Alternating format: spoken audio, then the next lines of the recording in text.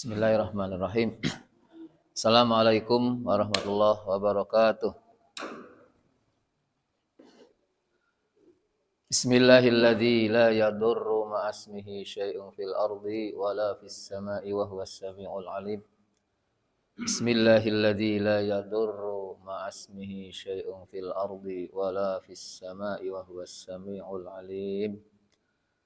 Bismillahilladzi la yadurru ma'asmihi syai'un fil ardi wala fis sama'i wa huwas samiul alim. Ibadallah, usikum wa iyaya bitaqwallah faqad fazal muttaqun. Ittaqullah la'allakum tuflihun. Qala Allah Ta'ala fil Qur'anil Karim, ya ayyuhalladzina amanu taqullaha haqqa tuqatih wa la tamutunna illa wa antum muslimun. Wa qala Rasulullah sallallahu alaihi wasallam fi hadisin sahih rawahu al-Imam At-Tirmidzi, ittaqillaha haitsu ma kunta wa atbi'is sayyi'atal hasanata tamhuha wa khaliqin nas bi khuluqin hasan, amma ba'd. Babu birrul walidaini wa silatil arham.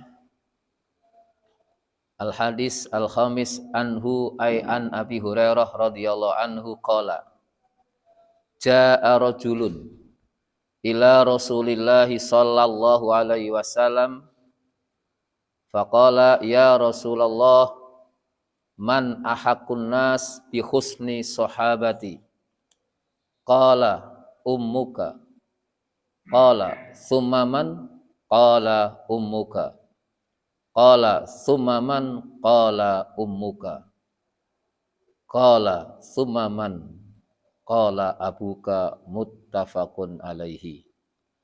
Wa fi riwayatin ya Rasulullah man ahaqqu bi husni suhbati qala ummuka summa ummuka summa ummuka summa abaka summa adnaka adnaka. Was-sahabah bimakna as-suhbah. Wa quluhu summa abaka hakadha huwa mansubun bi fi'lin mahdhuf ay summa bir abak. Wa fi riwayatin summa abuk wa hadha wadih. Bapak-bapak, ibu-ibu ya rahimakumullah, pada pagi ini kita masih melanjutkan bab birrul walidaini dan silaturahmi. Kita masuk hadis yang nomor 5.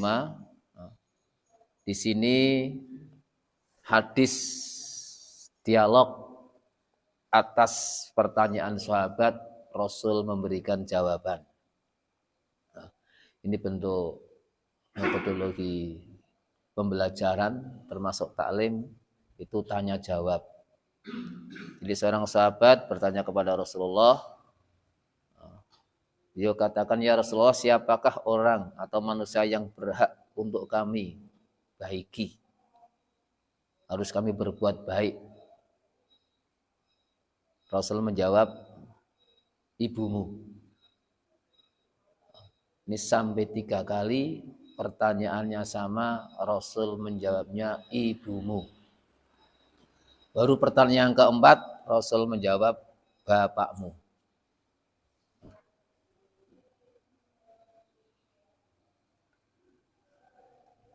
Afadal hadis ziyadatul wasiyah fil ummi lidhafiha wa hajatiha wa anna ikramal qarabah laisa ala darajatin wahidah. Jadi yang pertama, kesimpulan hadisnya bahwa Rasul mewasiatkan kepada sahabat yang bertanya untuk birrul walidaini yang pertama adalah ibunya. Sampai diulang 3 kali. Artinya apa? Ibu perlu perhatian khusus. Alasan karena seorang wanita itu lemah dan banyak butuh bantuan. Jadi li dha'fiha wa li hajatiha. Setelah ibu baru bapak, dan di hadis yang kedua tadi riwayat Imam Bukhari ditambahi summa adnaka adnaka, berarti sanak kerabat, paman, bibi ya. Kalau di sini tuh Pak D, Bude, kakak adiknya bapak atau ibu. Kalau dalam metode hialab, nah, paman berarti am kalau dari bapak, kalau perempuan amah, kalau dari ibu berarti khol dan kholah. Di sini sama, oh, Pak Le, Bule, dari bapak, dari ibu, arahnya kakaknya bapak, adiknya bapak, kakaknya ibu, adiknya ibu. Di terminologi Indonesia sama, yaitu Pak Le atau Bule, Pak D atau Budi. Jadi kalau di Arab sana untuk membedakan, kalau dari bapak biasanya am dan amah, kalau dari ibu khol dan kholah. Itu urutannya, ibu, kemudian bapak, kemudian baru sanak kerabat yang lain. Jadi memuliakan kerabat itu tidak satu derajat, ada urutan, tingkatannya, stepnya ada. Nah, ketika terjadi sesuatu mau memberikan bantuan, yang akan diberikan bantuan pas-pasan. Kalau dibagi tidak nyanda, dinomor satukan ibu.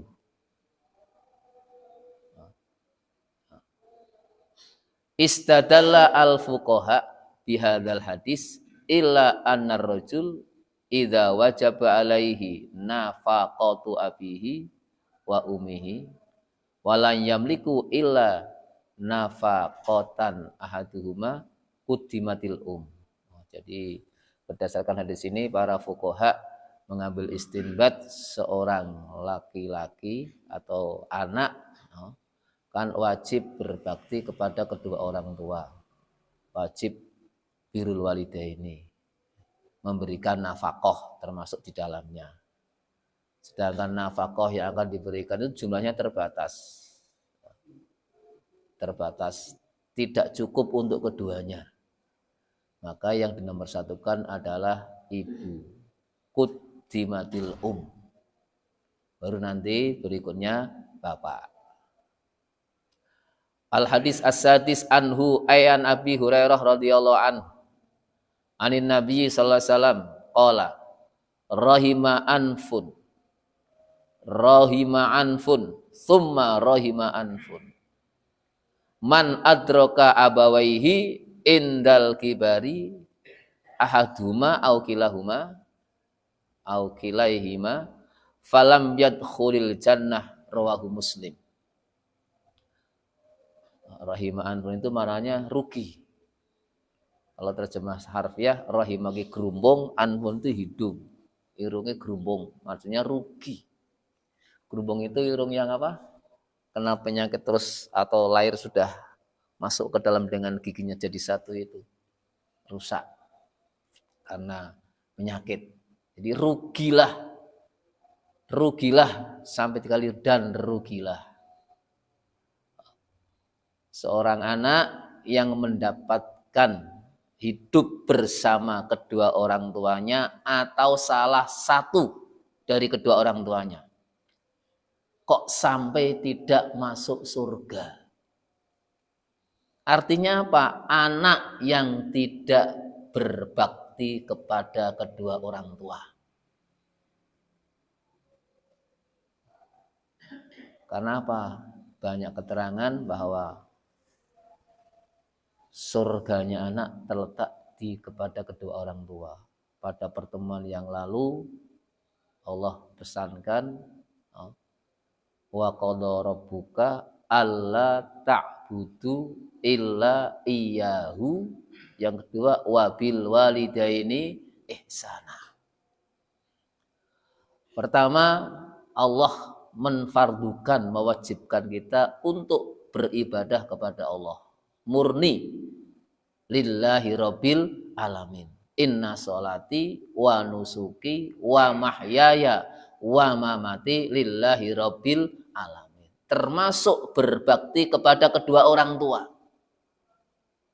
Sebagai anak, dalam hatinya harus niat saya berbakti kepada kedua orang tua saya, melaksanakan perintah Allah.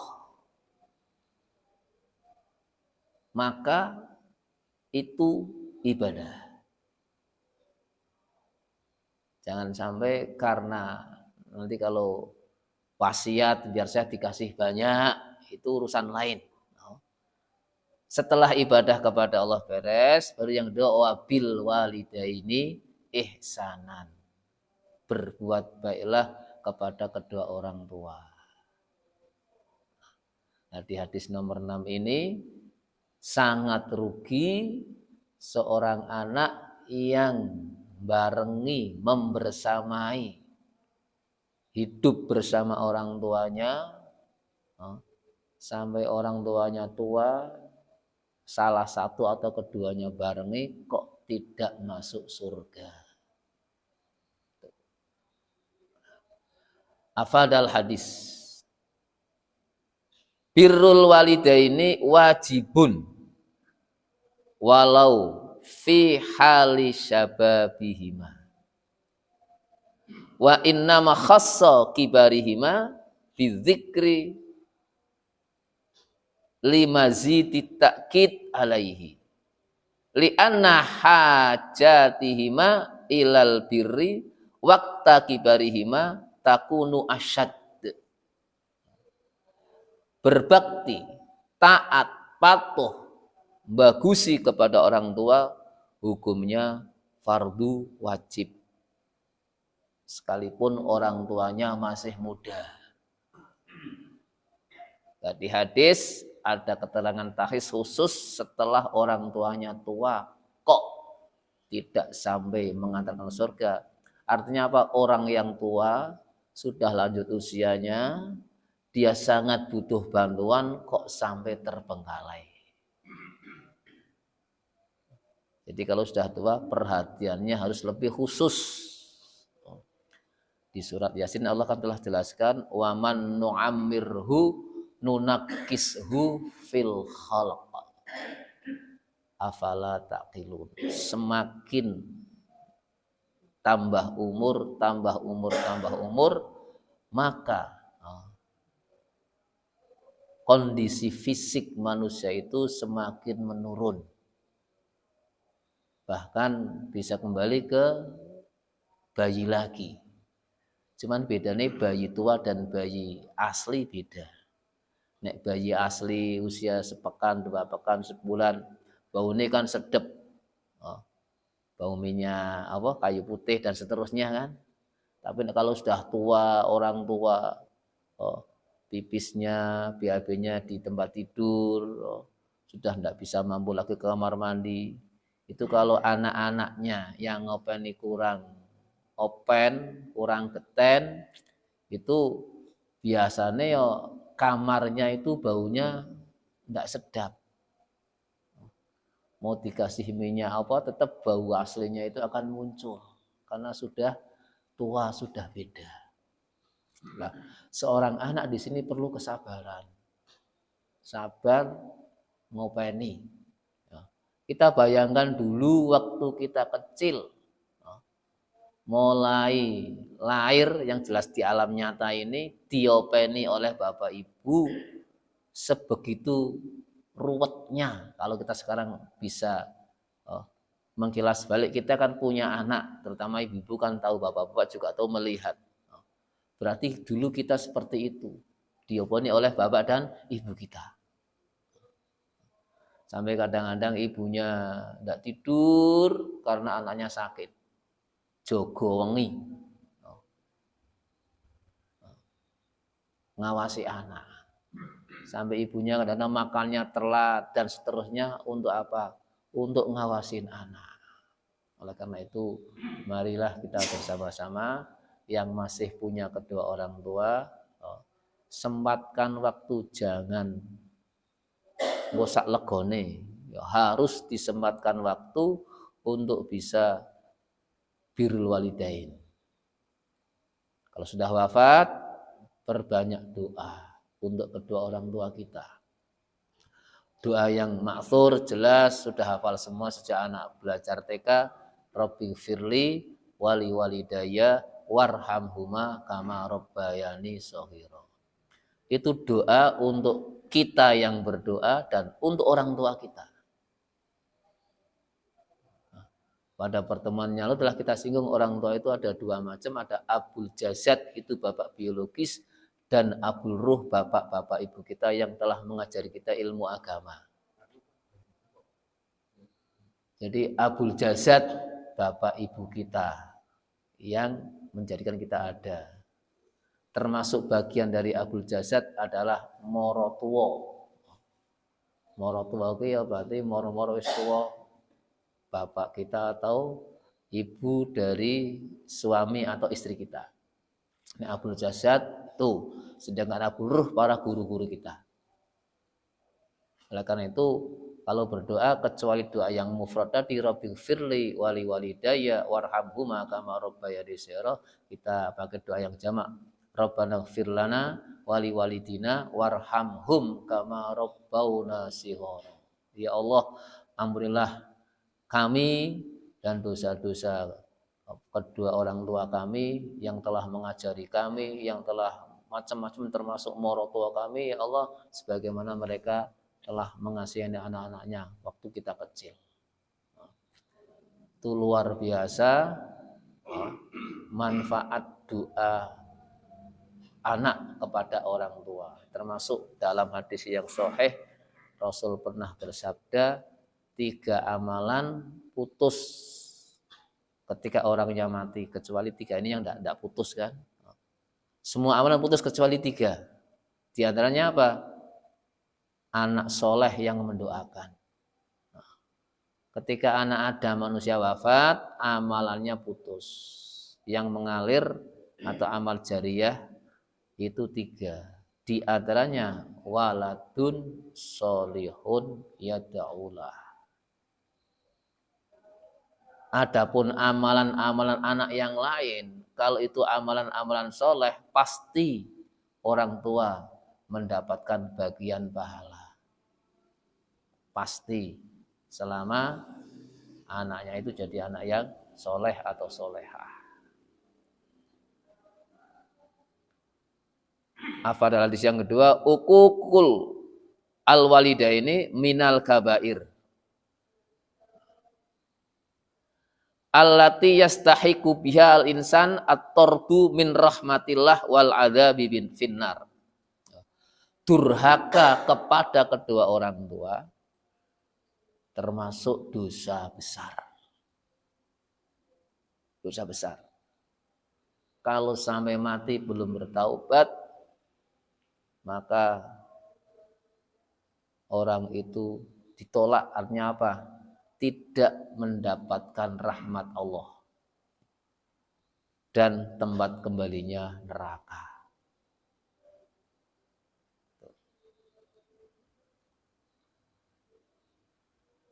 Al-hadis as-sabi wa anhu ay an Abi Hurairah radhiyallahu anhu anna rajulan qala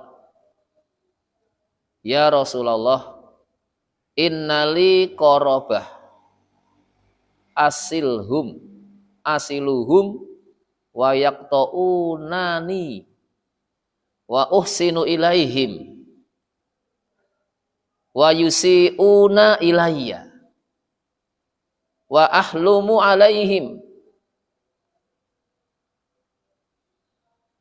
wa yajhaluna alayya faqala la in kunta kama kulta faka'annama tusifuhum al-malla wala yazalu ma'aka minallah dhahirun alaihim ma dumta ala dzalika rawahu Muslim.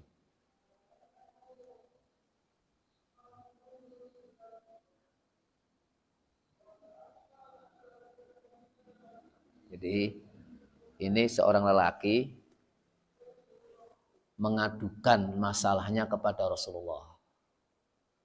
Ya Rasulullah, saya punya kerabat, berarti banyak, tidak satu tok. Ya, tadi ada paman, ada adik, kakak dan seterusnya. Saya sambung mereka dengan baik. Saya silaturahim, tapi mereka memutuskan saya. Saya berbuat baik kepada mereka, tapi mereka justru sebaliknya berbuat tidak baik kepada saya. Saya kadang-kadang menyenangkan mereka dengan omongan, dengan pemberian, tapi mereka justru sebaliknya. Cuek dengan kita, dengan saya. Kata Rasulullah, kalau itu yang kamu sampaikan benar, maka la yazalu ma'aka minallah zahirun alaihim ma dumta ala dzalika. Kamu dalam kemenangan, sukses. Intinya kamu tidak memutus mereka.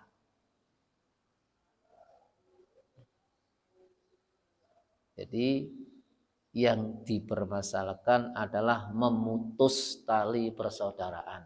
Kalau diputus, yang diputus tidak dosa.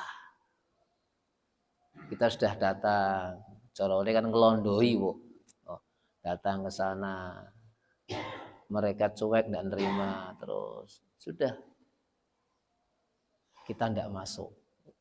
Karena kalau sampai hati kita memutus kan munculnya dari hati. Wong apa nanti nerah senang, otomatis nanti dohirnya tidak akan datang, fisiknya tidak akan datang ke sana.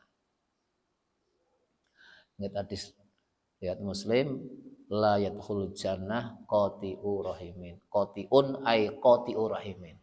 Tidak akan masuk surga orang yang memutus tali persaudaraan.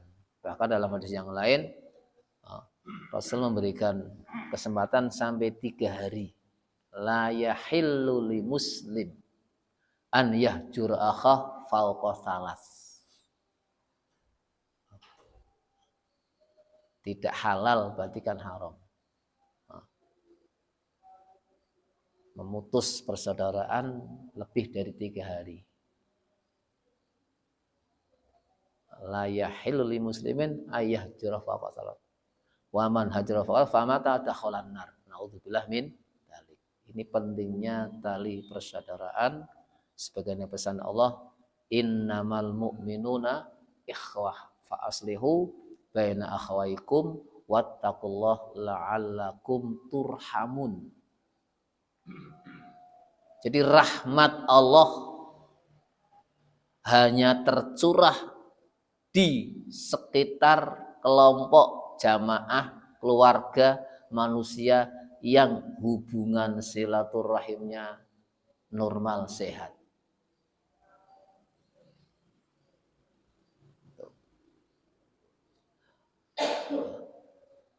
Dalam kitab Al-Kabair, dalam satu riwayat babnya bab yang sama, Abu Hurairah radhiyallahu an ketika mau menyampaikan taklim seperti ini, beliau berpesan kepada para jamaah, sebelum kajian kita buka, kita mulai, mohon maaf di antara jamaah kalau ada yang punya sengketa hati, maksudnya neng-nengan dengan saudaranya, silahkan tinggalkan majelis ini.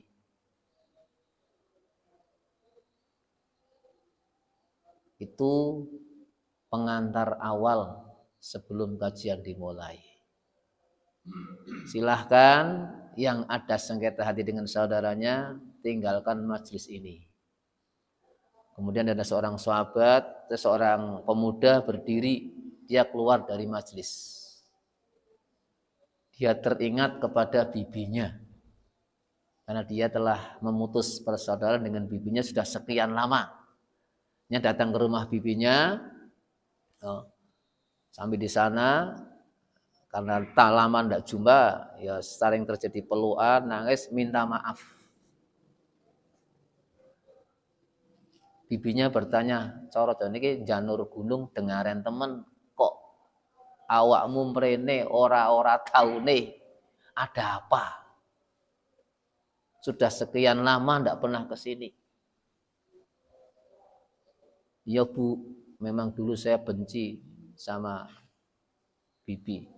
Hari ini saya minta maaf atas kesalahan saya." "Ada apa?" "Barusan saya mau bermajlis taklim dengan sahabat Abu Hurairah.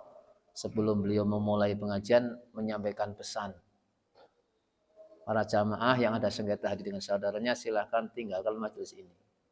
"Oh gitu. Ya tak terima. Saya juga minta maaf." Ponaan berarti kan. Nah, sampaikan salam saya untuk sahabat Abu Hurairah dan tanyakan apa sebabnya. Kok yang punya sengketa hati untuk meninggalkan majlis? Akhirnya pemuda tadi datang ke tempat pengajian. Setelah selesai, pemuda ini bertanya, "Ya Abu Hurairah radhiyallahu anhu, tadi saya memang meninggalkan majlis ini setelah mendengar komentar dari panjenengan. Saya menemui bibi saya atau bulik saya. Bulik saya pesan menyampaikan salam untuk panjenengan dan bertanya apa sebabnya." Beliau menyampaikan karena Rasulullah SAW pernah bersabda, "Inna rahmatallahi la tanzilu fi qaumin fihi qati'u rahimin." Rahmat Allah tidak akan Allah curahkan di tengah-tengah kaum, di tengah-tengah jamaah, di tengah-tengah keluarga yang di dalamnya ada orang yang sengketa hati.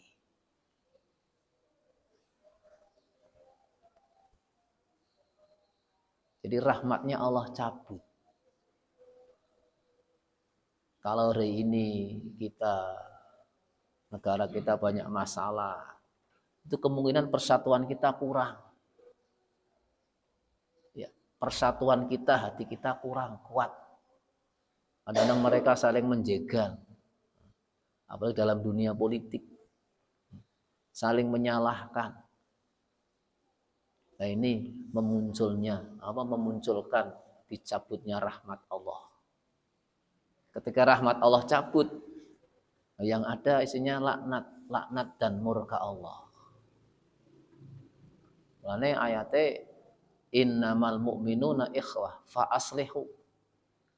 aslihu baina akhwaikum. Segera berdamai, rukun, guyub. Ketika terjadi sengketa hati segera. Terus wattaqullah la'alakum turhamun, sama ayatnya. Dengan takwa, hidup rukun guyub, maka rahmat Allah tercurah.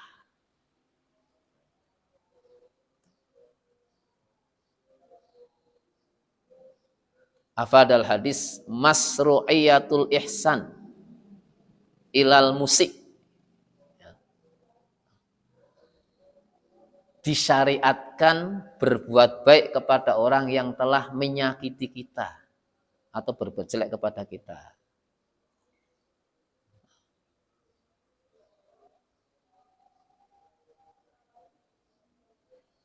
Itu tadi kan sudah datang, berbuat baik malah disambut dengan yang sebaliknya. Ini bagian dari kesabaran dalam hidup. Lebih-lebih dalam keluarga. Kakak adik saja yang dulunya saat kecil makan bareng, ya, jalan-jalan dengan orang tuanya bareng, setelah gede-gede berkeluarga masing-masing muncul masalah. Nah ini kita jaga, berpegang kepada aturan agama. Wa'tasimu bihablillahi jami'an wala tafarraqu. Ayo guyub rukun. Dengan kerukunan, keguyuban mendatangkan rahmat Allah Subhanahu wa taala. Al hadis as-samin an Anas radhiyallahu anhu anna Rasulullah sallallahu alaihi wasallam qala. Ini sudah biasa di sini di halal bihalal biasa nih. Man ahabba an yabsutalahu fi rizqihi wa yunsa'alahu fi atharihi fal yasil rahimahu muttafaqun alaihi. Wa makna yunsa'alahu fi atharihi ay yuakhkhira lahu fi ajalihi wa umurihi.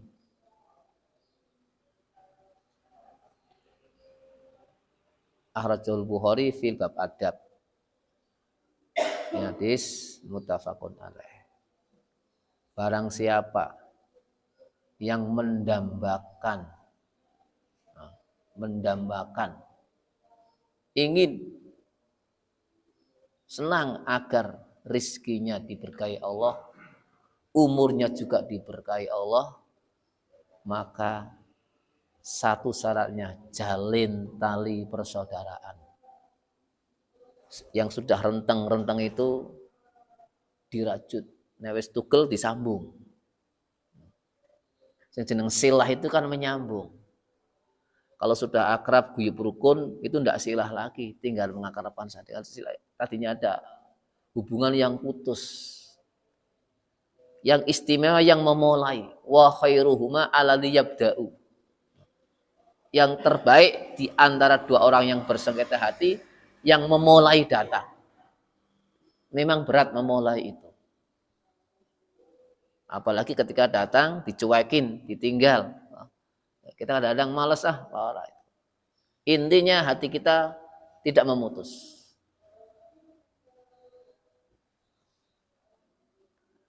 Orang yang menjalin tali persaudaraan dalam hadis ini dijamin rizkinya berkah, umurnya berkah.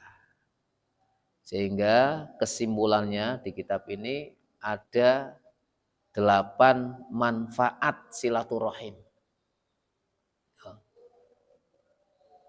Jadi fadlu silaturahim. Nomor 1 fi usulil barokah fil umr. Umurnya berkah. Tambah tua, tambah rajin ibadah. Misalnya si enom kok wafat dilalah uang enom sing meninggal ki wong apik. Itu. Berkah umure. Kan ada orang tambah tua, tambah jauh dari ibadah, ada. Yang kedua, wasa'atu rizki. Allah memberikan luasnya rizki, bukan banyak, luas. Pintu-pintu rizki untuk orang yang menjalin tali persaudaraan dijamin Allah. Karena menjalin tali persaudaraan bagian dari takwa Allah. Melaksanakan perintah Allah. Sedangkan takwa sendiri jelas diatolak wa may yattaqillaha yaj'al lahu makhrajan wa yarzuqhu min haitsu la yahtasib. Yang ketiga wa hifdzus shihhah. Keistimewaannya dijaga kesehatannya. Kesehatan dijaga Allah. Sehat. Alhamdulillah bisa silaturahim, bisa ibadah dengan baik. Misalnya dikasih sakit, ya sakit-sakit yang biasa. Yang nomor 4, wadzikrul hasan ba'dal maut. Namanya tetap terkenang baik, sekalipun orangnya sudah wafat. Dan ingat, oh dulu sih itu kalau lebaran datang ke sini, kalau ada apa ke sini, sekarang tidak kelihatan. Namanya, harum namanya itu masih terkenang. Oleh siapa? Oleh sesama manusia. Orangnya baik, santun, rukun, tidak pernah nyakitin teman. Tutur katanya, perbuatannya, itu menebar kebaikan, kedamaian. Nomor 5, waduriyah as-solihah. Keistimewaannya lagi apa? Allah beri anak keturunan yang soleh-solehah. Ya, mafhumnya kalau kita sebagai bapak, sebagai ibu, sebagai orang tua, simbah, kakek, nenek ingin punya anak cucu yang soleh-soleha, kita harus rukun dengan saudara. Apalagi suami istri ingin punya anaknya soleh-soleh, kok tidak rukun, ya tidak pas.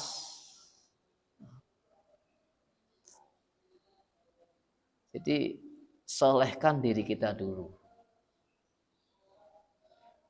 Sebagai bapak, sebagai ibu, kalau ingin mengharapkan anak kita soleh atau solehah. Ingat hadis, birru aba'akum tabirrokum abna'akum. Berbuat baiklah kepada kedua orang tuamu, maka anak-anakmu nanti akan sama seperti itu.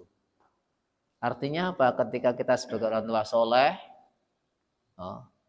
insya Allah generasi kita juga akan soleh. Karena orang tua itu bagian dari hidup nomor 1 untuk anak-anaknya. Apa yang dilihat anak dari bapak ibunya, yang didengar suaranya orang tua ibunya, suara apa, yang dirasakan sikap orang tuanya kepada anaknya, itu semuanya membentuk kepribadian anak. Jadi yang didengar anak, yang dirasakan anak, yang dilihat anak dari kedua orang tua merupakan pembentukan karakter anak, proses pembelajaran, pendidikan dalam keluarga.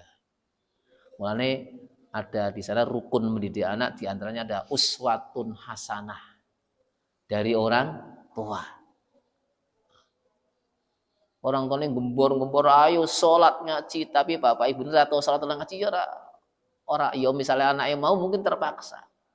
Jadi kalau ada uswah digandeng ke masjid, digandeng ngaji, gandeng sholat terus, suatu saat orang tuanya agak capek, terlambat, mungkin anaknya yang nyentil, Bu, Pak, ayo ke masjid, karena terbiasa. Itu dzurriyyah solehah. Kita berdoa, Rabbana atina fid dunya hasanah wa fil akhirati hasanah wa qina adzabannar. Ada dalil doa khusus, Rabbana hablana min azwajina wa dzurriyyatina qurrata ayun waj'alna lil muttaqina imama. Itu doa-doa yang minta kebaikan dunia akhirat, juga kebaikan yang kedua itu kebaikan untuk anak-anak kita. Dzurriyyah termasuk untuk suami, untuk istri agar jadi yang baik-baik. Pastikan dimulai dari diri kita, ibda di nafsi. Ketika bapak ibunya rukun, guyup, anaknya melihat bapak ibu rukun. Tapi sebaliknya bapak ibunya di sini tukaran terus, ngomongnya seru-serunan, salah sedikit ngamuk-ngamuk, nesu-nesu, anaknya melihat bingung. Yang nomor 6, wat taufik li taatillah. Keistimewaan silaturahim, mendapatkan taufik. Taufik itu kekuatan bisa melaksanakan perintah Allah. Kalau hidayah petunjuk, orang tahu ini benar, ini salah. Tahu sholat jamaah itu istimewa. Tapi berat ke masjid karena taufiknya tidak ada. Taufik dari Allah belum masuk. Ngerti tahajud itu luar biasa, tapi belum bangun tahajud karena belum dapat taufik. Nah, orang yang menjalin silaturahim Allah memberikan taufik, kekuatan, mampu untuk sami'na wa ata'na. Yang nomor 7, hifdzul awqat minadhiya. Bisa menjaga waktu-waktunya dari kesia-siaan. Jadi waktu 24 jam itu semuanya bernilai ibadah. Jadi tidurnya ibadah, bangunnya ibadah, kerjanya ibadah, ngurusin anak ibadah, bersih-bersih rumah ibadah, termasuk olahraga, tamasyarih lah, itu masuk ibadah. Nah, kembali ke konsep dasar innamal a'malu binniyat tadi. Wa innamal likulli imri'in ma nawa. Wa ma khalaqtul jinna wal insa illa liya'budun. Memang manusia itu hidup untuk ibadah. Dan yang terakhir wasyu'ur as-sa'adah. Wasyu'ur bis-sa'adah wa tuma'ninah wasurur. Rasane bahagia, damai, tentram. Hatinya nyaman. Wa kullu hadza yakunu bi fadli silatil arham. Yang 8-nya ini bagian dari keistimewaan orang yang menjalin tali persaudaraan. Ini nikmatnya hidup rukun dan guyub. Sekali lagi kembali kepada firman Allah, wa'tasimu bihablillahi jami'an wala tafarraqu. Berpegang teguh kepada agama Allah, jangan bercerai-berai. Dengan keluarga kita, dengan saudara kita, dengan tetangga kita. Kita meyakini sesama mukmin, sesama warga, kita jalin persaudaraan. Maka kalau di dalam bab hidup bermasyarakat, kalau kita hidup bertetangga kan ada hak tetangga. Kalau tetangga itu non-muslim, ya hak tetangga saja. Kalau tetangganya itu pamannya, berarti hak tetangga plus hak korobat. Ada 2. Nah, demikian Bapak Ibu rahmatullah. Kesimpulannya, mari kita bareng-bareng mengusahakan diri untuk bisa melaksanakan perintah Allah dengan sebaik-baiknya, khususnya bab silaturahim dan berbakti kepada kedua orang tua.